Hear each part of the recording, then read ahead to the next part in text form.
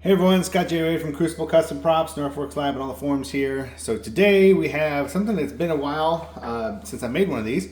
This is Luke's macro binoculars from the first movie, Star Wars, or A New Hope, Episode 4. And, well, here it is. This is made all from the real parts. Let me take these lens caps off.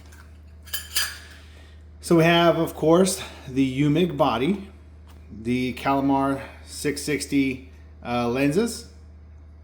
We have the Seagull knob. We have the Bell and Howell knob inside. We have the Calamar 660 little knobs here. We have the Calamar 660 lens hood. We have the real green tab EIAJ connector and the female plug as well. And we have a Portumac lens plate. And I don't know whose belt clip that was. I can't remember. This is the Portumac sheet metal transition box. Now what I did to this transition box differently this time than ever before is I wanted to fill in all the seams, all the gaps. So I filled those all in so there's no open gaps anymore. On the transition box, as you can see there, everything's filled up. Oh, and there's the real little knob here, and this is an aluminum mystery wedge, and I don't know who made that one either. I can't remember, but it is the one that kind of screws in. So I did have to drill some holes in the transition box and use those little mount screws. Normally I would glue them, but this thing, other than the bubble strip, everything else on here is mechanically fit, not glued on. So I figured I'll just do it that way since it seemed to go, oh, well, this knob is glued on, but everything else is mechanically fit. So pretty cool. But yeah, filling the gaps here really makes a difference as far as how that looks.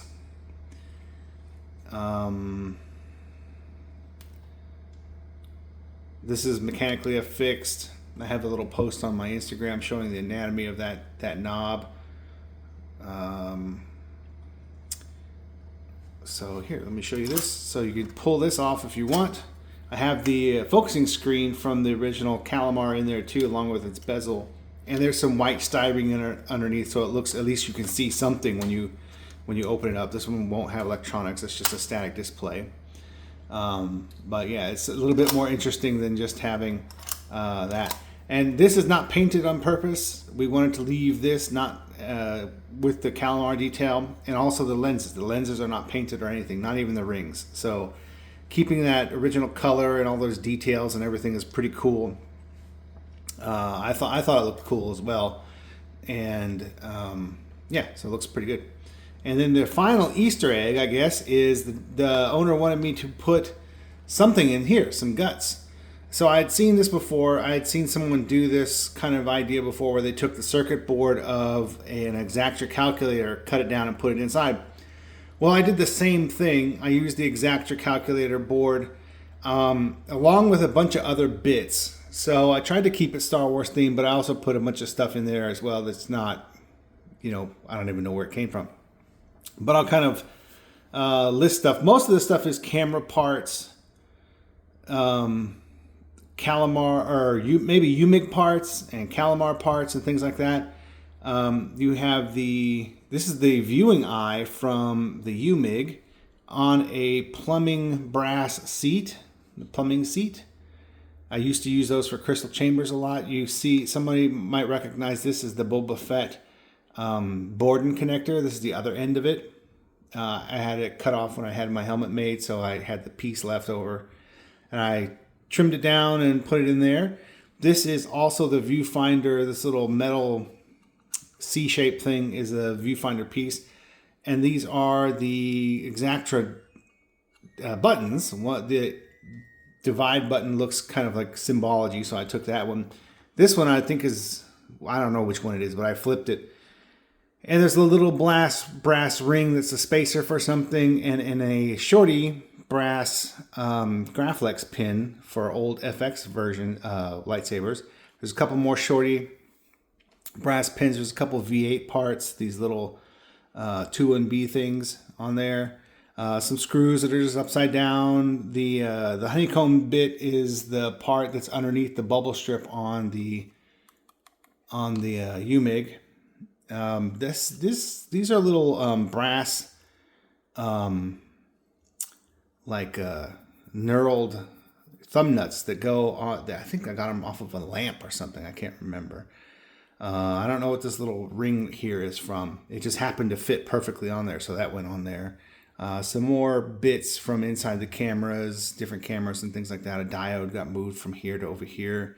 And some decals from the F4E Phantom kit that is used to make like the Jabba Palace Blaster and stuff like that. So some Star Wars tie-ins and stuff like that to make the guts more interesting. So I thought that was pretty cool. It turned out pretty neat. Just, something for the owner to open it up and look.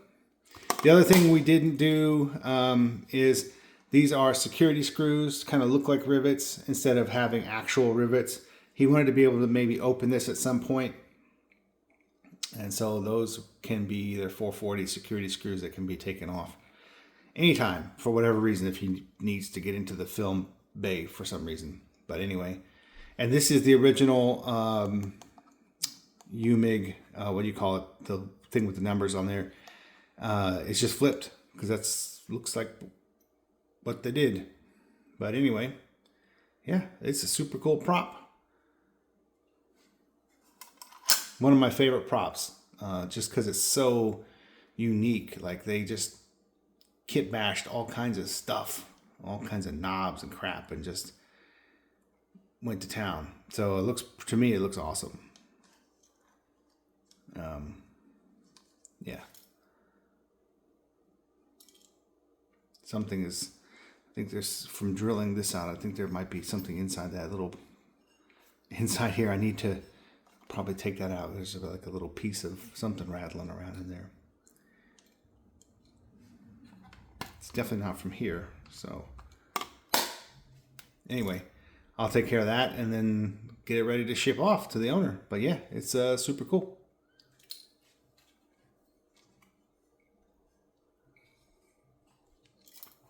All right. Thanks for watching.